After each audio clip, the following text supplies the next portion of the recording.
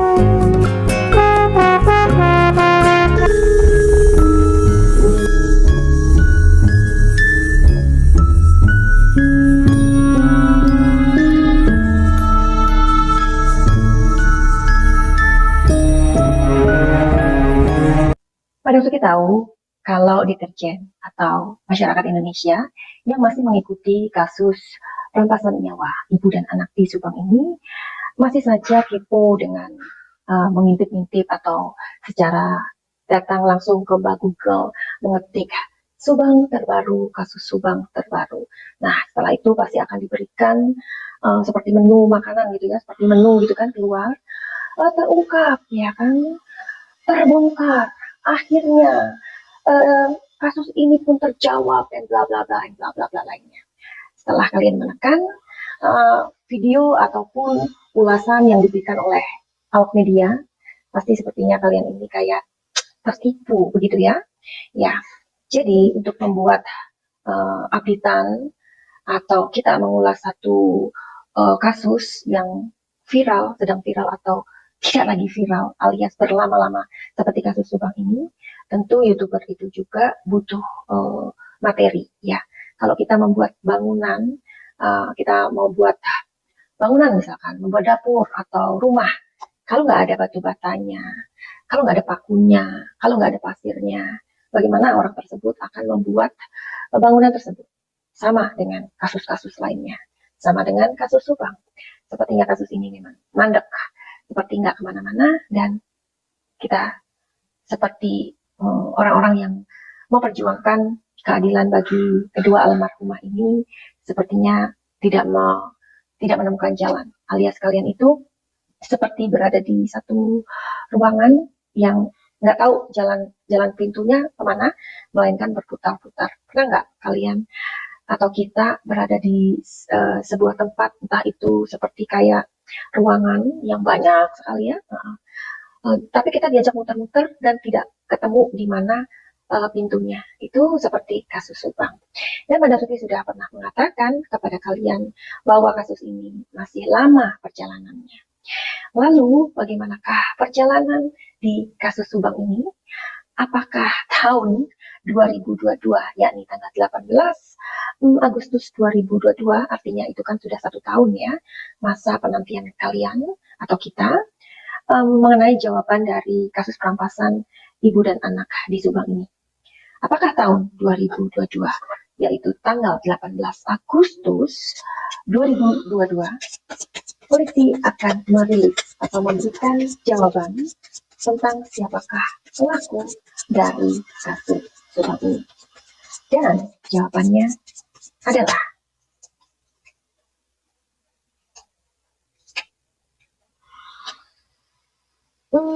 bisa, tetapi ini bukan kita diberikan jawaban, tidak, tapi melainkan kasus ini masih tertunda karena kasus yang lebih viral, yakni kasusnya Brigadir J atau Brigadir Joshua. Kita cari kepastian lagi yuk.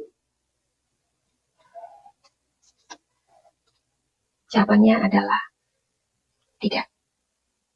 Jadi tahun ini tanggal 18 Agustus 2022 polisi belum akan merilis siapa pelakunya.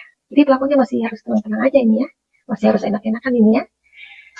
Oke, kita make sure lagi yuk. Tetapi antusias dari kalian semua yang membuat kasus ini belum bisa untuk di silentkan ya. Jadi ini semangat kalian yang luar biasa. Netizen Indonesia memang luar biasa ya. Kita tidak perlu mengenal Ibu Tuti dan adik Amel, tapi karena rasa kemanusiaan kita lah yang membangkitkan gairah itu agar kasus ini terus dibicarakan. Amin. Lalu bagaimanakah kinerja kepolisian? Apakah kasus ini seperti yang kita ketahui, suka atau tidak, bahwa kasus ini seperti hiding gitu ya. Jadi ini kasusnya Brigadir Joshua dan kasus Subang ada di sini, ya, seperti disembunyikan, ya. Tapi bagaimanakah? Apakah kepolisian ini masih bekerja sampai hari ini atau bagaimana? Atau masih sibuk dengan urusan lain? Karena kasus-kasus di Indonesia ini juga banyak sekali ya, kriminalisasi. Kita lihat bagaimana. Jangan khawatir, kepolisian masih bekerja sampai saat ini untuk kasus Subang. Jadi buat kalian pelaku kasus Subang, kalian masih mempunyai waktu untuk bertobat, ya. Akui saja, atau jika tidak, ya biarkan hukum dari alam semesta ini yang akan bekerja. Adalah pertanyaan memasuki yang terakhir. Jika polisi masih bekerja sampai hari ini, apakah tahun 2023 kasus Subang akan terjawab? Jawabannya adalah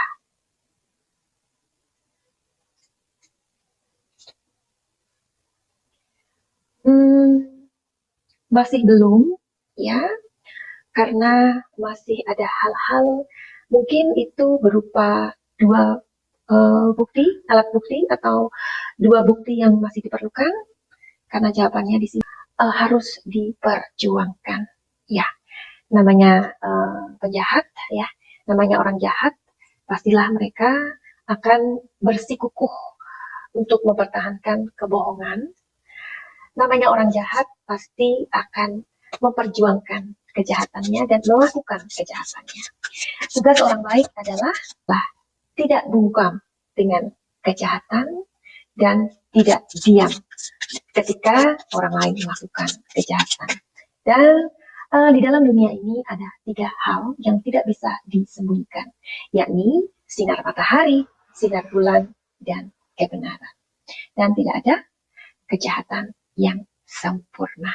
Finally, begitu aja. Send love and light. Salam cahaya.